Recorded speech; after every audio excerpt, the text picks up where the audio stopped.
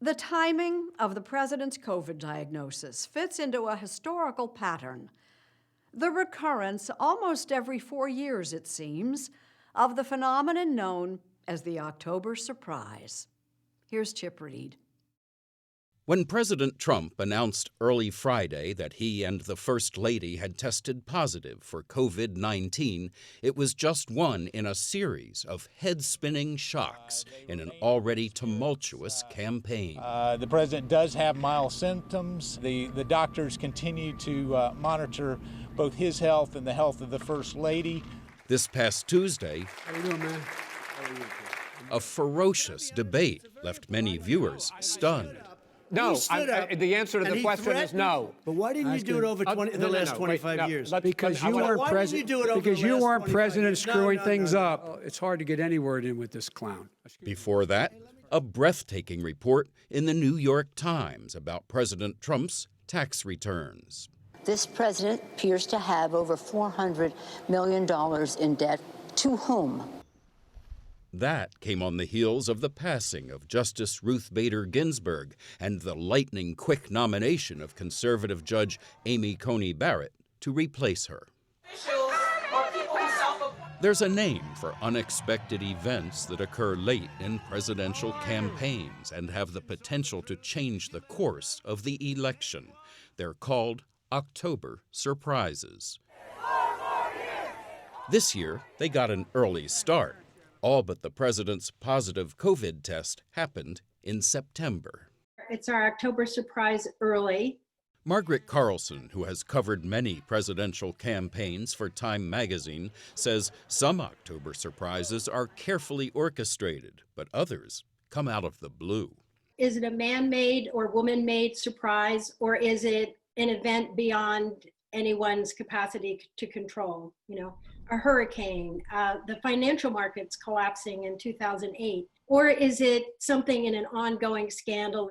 The term October surprise first appeared in our political lexicon in 1980 when Republican Ronald Reagan was running against Democratic President Jimmy Carter. In Tehran tonight, the American embassy is in the hands of several hundred Iranian students. 52 Americans were being held hostage in Iran during an election year, and there was no end in sight. It must be made clear that the failure to release the hostages will involve increasingly heavy costs to Iran and to its interests. In 1980, Jimmy Carter and his staff really believed that if they could show progress in freeing the hostages, that would be enough. That would take him over. Larry Sabato is director of the University of Virginia Center for Politics. What they didn't count on was that the promises from the Iranians completely collapsed on the Sunday before the Tuesday election.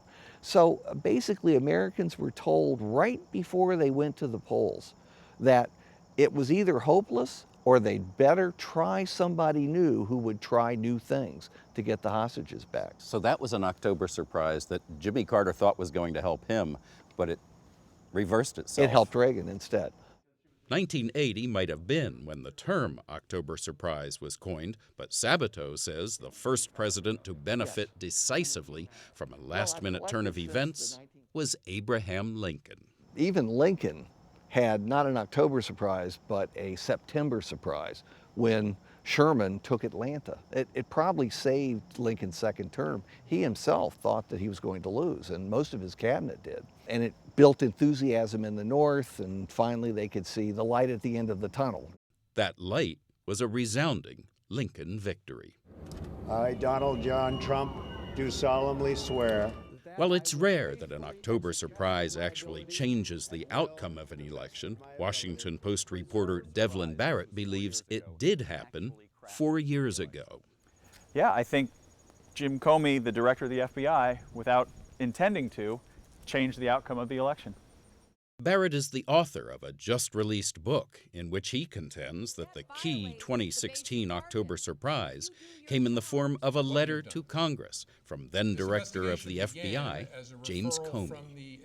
The letter announced a new FBI investigation into emails found on a laptop belonging to Clinton campaign advisor who Huma Abedin, whose husband, former New York Congressman Anthony Weiner, was under investigation for online sex crimes.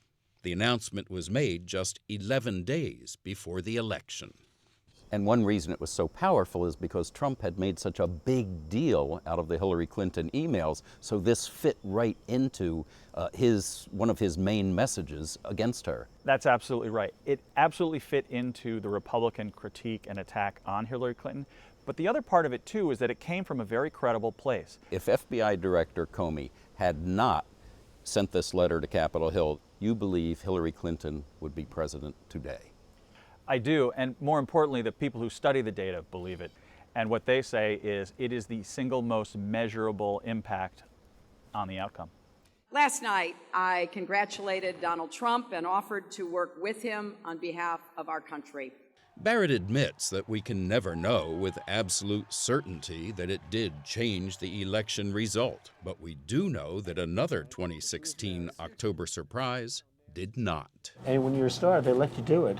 You can do anything. Whatever you want. Grab them by the you can do anything. The notorious Access Hollywood tape of Donald Trump bragging in 2005 about sexually accosting women did not block his path to victory. Larry Sabato says it's unlikely an October surprise this year will change the result of the election.